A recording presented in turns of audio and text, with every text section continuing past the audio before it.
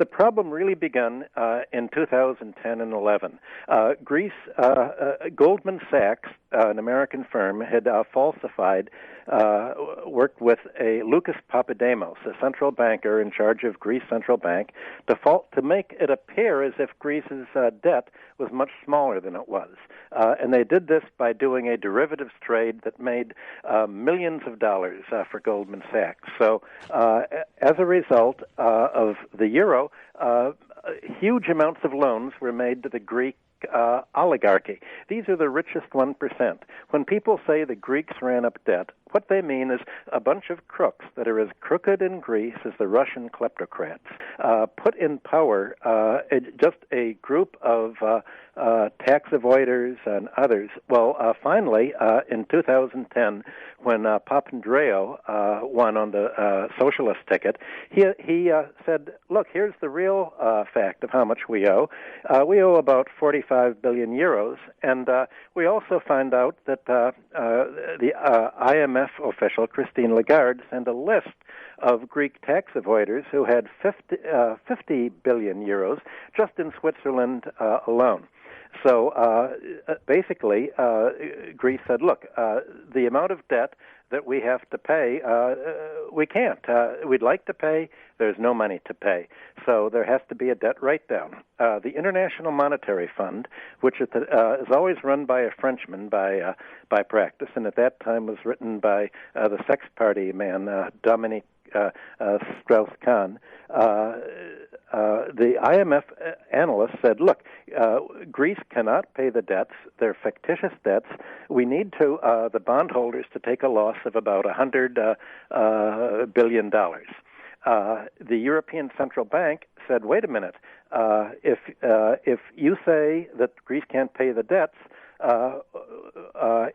then we say, let them just lower wages. Let them cut wages in half. Half the population can move out of the country. And if you don't say this, IMF, we won't let you be part of it. Well, then Dominique Strauss-Kahn wanted to run as president of France, and French banks were the largest holders of the Greek debt. So Strauss-Kahn overruled the IMF and said, we're going to lend the Greek government the money to pay French bondholders and German bondholders. Not a penny will go to Greece, but we have to bail out.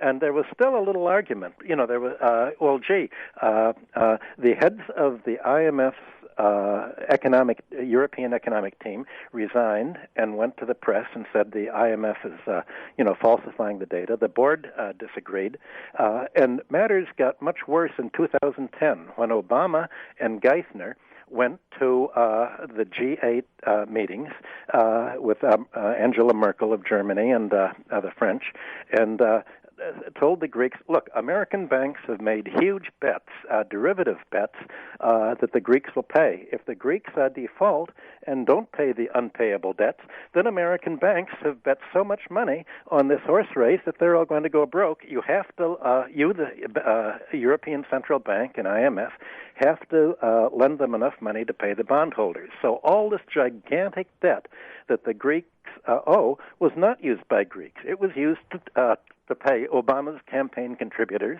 and the French banks and the German banks. And the price was that they've increased unemployment to 50% of youth under 30.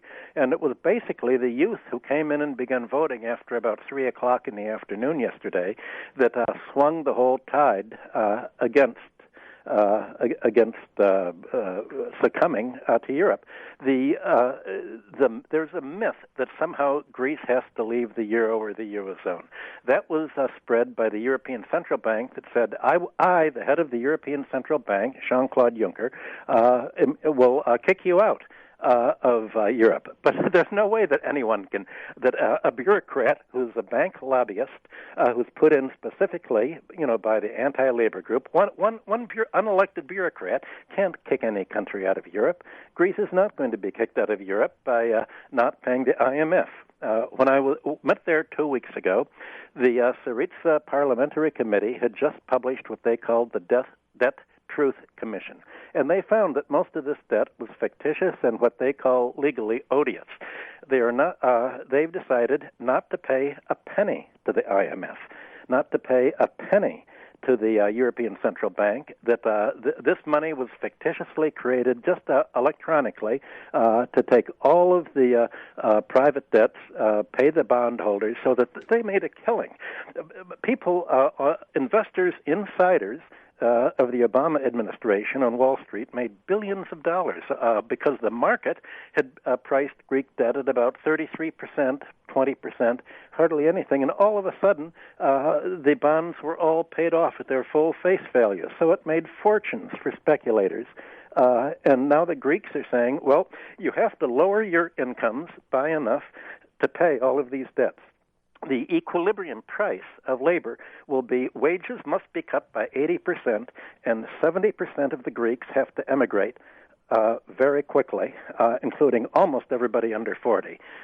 This is the death trap that they all realized, and it took the last 6 months have been used basically by Tsipras, the head of Greece, and Yanis Varoufakis, explaining to the Greeks the kind of mess that the bankers have put them in, and the American press and the European press didn't want to believe it. If you read the press all last week, they said, there's going to be a yes vote, it's going to be overwhelming, finally the government's going to fall, and they were just writing what they hoped would happen. There was no attempt at all to gauge the reality on the ground. And I could see in Athens and in Delphi, the places I was, that the Greeks knew what was happening, and what they were going to do was say, look, we're not going to bail out the corrupt oligarchy that ran up the debts.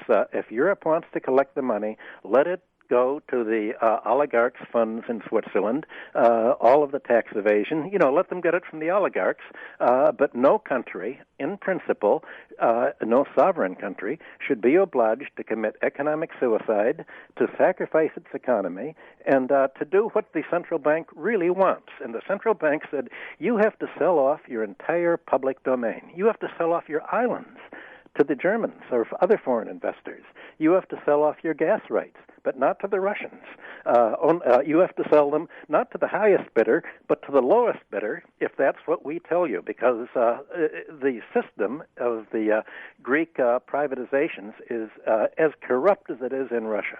And the Greeks didn't want any part of it. They said, "Oh my God! If the public domain, if the Parthenon is sold, if all these other things are sold off to pay the debts that crooks ran up, then we can't afford to live here anymore." And that's really what the election is about. And there has not been a word of that in the today's press releases by the New York Times or other papers. Michael, a very distinguished economist, Joseph Stiglitz, stated that according to an ATTAC Austria study, 77% of this big debt, we're talking about hundreds of billions of dollars, quote, provided for the so-called Greek bailout, went to the financial sector and not the people. I quote, went to the financial sector. So when we are hearing, they owe $366 billion, that's the highest I've heard less.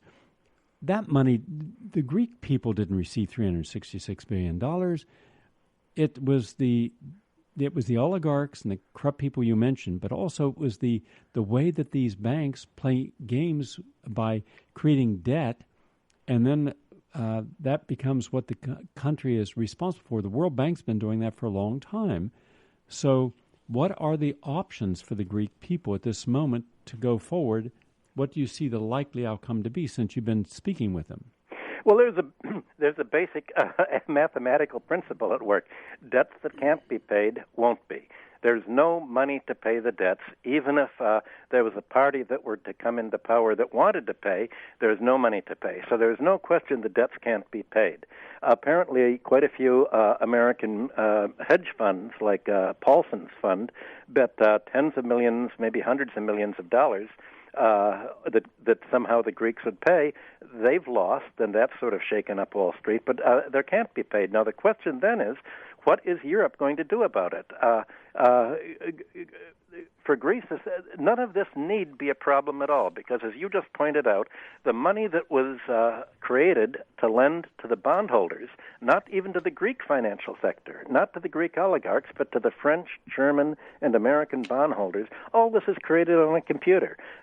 When Greece says we won't pay the IMF or the European Central Bank, that doesn't mean that people are pension fund holders or investors are going to lose the money. It means that electronic credit is going to be canceled. So none of this need be a problem at all. It's a completely artificial problem created by the fact that the real aim of Europe is not to get Greece to repay the debts, but to use debt leverage to say, you can't pay, fine, begin selling off your natural resources and your public domain. And the Greeks are not going to sell it. They're not going to privatize. And they're going to try to have business as usual and tell Europe essentially, okay, we're not going to pay. What are you going to do about it? And I don't know what Europe can do about it, except maybe push a coup d'etat.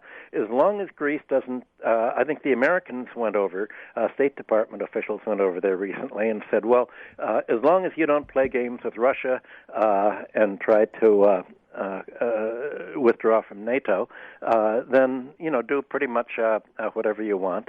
But it was the Americans that pushed in the military dictatorship originally a few decades ago.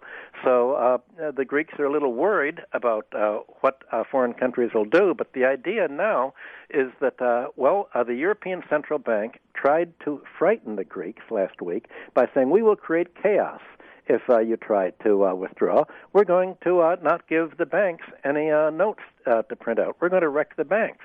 Well, the Greek Syriza response is, the banks are how the oligarchs have been running the country all along. If you want to collapse the banks, that's fine. Then we'll take them over. We'll use them as a public option. We'll offer banking services at low credit card rates. We'll pay depositors. We're not going to make corrupt takeover loans. We're not going to do money laundering like the banks do. You want to wreck the banks?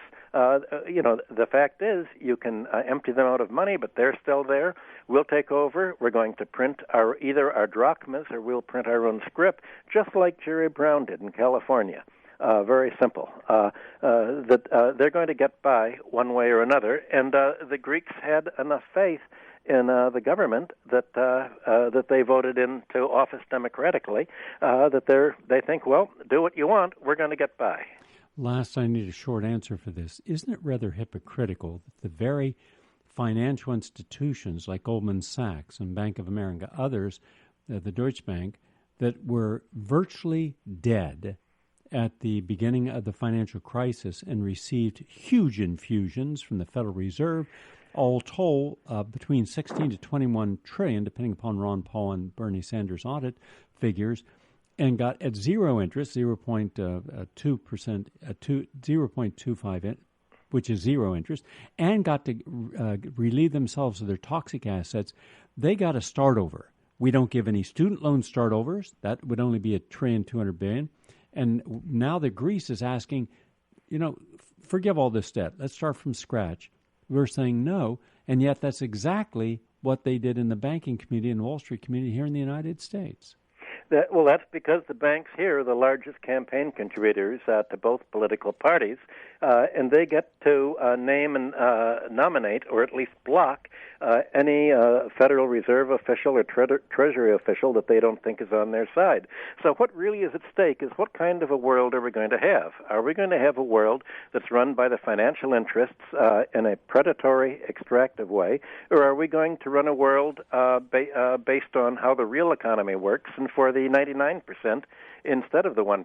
It's really, finance is the new form of warfare. It's the new way of acquiring land or raw materials or monopolies. And the Greeks realize that they're at war. And in a war, you have a right to defend yourself against the aggressor, and the demand for debt repayment by privatizing their economy is an act of financial war, and they're finally realized that there is a war going on, and they're fighting back. And I think they realize it more than America realizes that there's also a financial war here.